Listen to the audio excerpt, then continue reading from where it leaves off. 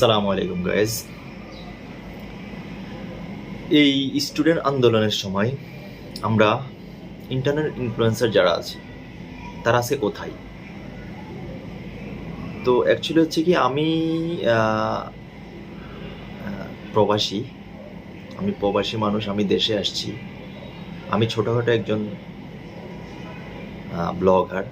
আমি travel related blog করি। তো আমাদের বাংলাদেশে অনেক ব্লগার আছে যারা সমাজ সমাজ নিয়ে কাজ করে। যেমন আমি কিছু এক্সাম্পল দিই।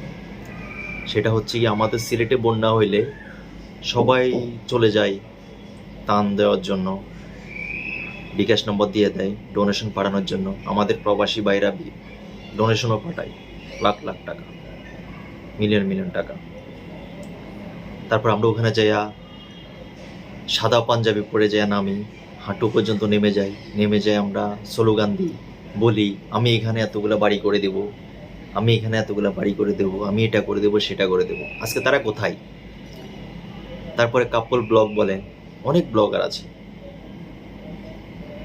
যারা সোশ্যাল মিডিয়াতে যদি আপনার প্রোটেস্ট করি আমরা, তাহলে আমরা স্টুডেন্টদের জন্য অনেক কিছু করতে পারি।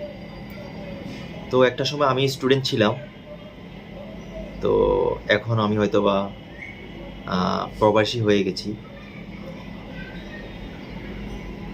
তো আমি দেশে আসছি কিছুদিন হয়েছে,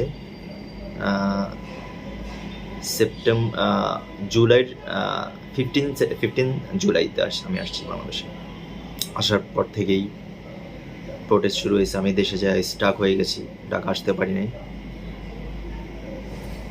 আমার ফিজিক্যাল কন্ডিশনও তেমন একটা ভালো না, আমি ডক্টর দেখাবো। তো গাইজ, আমরা সবাই যদি আমাদের স্টুডেন্ট ভাইদের পাশে থাকি, যে যেভাবে পারি সেভাবে আমরা থাকার চেষ্টা করি, আমার মনে হচ্ছে যে এটা আমাদের আগামী দিনের ভবিষ্যতের জন্য ভালো হবে। আমার ভাইদেরকে রক্তাক্ত করতেছে, মারতেছে, আমরা কোথায়? সে 71-এর মুক্তিযুদ্ধের সময় আমাদের ভাইরা যেরকম পান দিয়েছে, এখনই সেরকমই হচ্ছে। সো এটাই আমার কষ্ট। যদি সিলেটে বন্যা হইতো, একদিন সবাই ত্রাণ দেওয়ার জন্য চলে যেত। আসলে এটা হচ্ছে কি একটা বিজনেস, লাইক ইউটিউবিংটা হচ্ছে একটা বিজনেস। এখন যদি সরকারের বিরুদ্ধে কিছু বলতে চায়, তাদের আইডি ফিউজ করে দিবে, আইডি ব্যানিশ করে দিবে, কারণ এই আইডি দিয়ে লাখ লাখ টাকা ইনকাম করতেছে গাইজ। তাই তারা কিছু বলতে পারতেছে না সরকারের বিরুদ্ধে। আর যদি এখানে বন্যা হইতো, তারা ভিডিও বানাইতো, ভিডিও মেক করতো, যে টাকাগুলো ডোনেশন আসতো ওই টাকাগুলো দিতে পারতো, নিজেরও কাজ করতো, নিজেদের আইডিটাও রিচ হইতো, তাই বলে তারা কাজটা করতে পারতো। আর এখন যখন আমাদের স্টুডেন্ট ভাইদের গুলি করে মারতেছে, হত্যা করতেছে ভাই, সেখানে কেউ এগিয়ে আসতেছে না, কেউ না। আমরা কোথায় আছি? আমরা আসলে কবে সিভিলাইজেশন হবো? এই জাতি আমরা কবে সিভিলাইজেশন হবো? কবে আমরা সভ্য হব যে আমার ভাইদেরকে গুলি করে মারতেছে? তো আমরা সবাই হাতে হাত রেখে কাজ করি, যেভাবে করলে ভালো হয়। আমাদের দেশের ভাইগুলো বেঁচে যাবে, আমাদের আগামী প্রজন্মর শিক্ষার্থীগুলো, আমাদের অনেক মেধাবী তরুণ আছে। দেখেন, এই যারা ফ্রিল্যান্সিং করতেছে তারা দেশ ছেড়ে অন্য দেশে যায় অবস্থান করতেছে, কেউ ইন্ডিয়ার বর্ডারে যায় অবস্থান করতেছে, কেউ শ্রীলঙ্কা, মালদ্বীপ, ইন্ডিয়া, থাইল্যান্ড, এসব জায়গায় যায় তারা এখন, দুবাই, এসব জায়গায় যায় তারা এখন তাদের ক্লায়েন্টগুলা ঠিকঠাক রাখতেছে। তারা কিন্তু আমাদের রেভিনিউ আনতেছে দেশের বাইরে থেকে।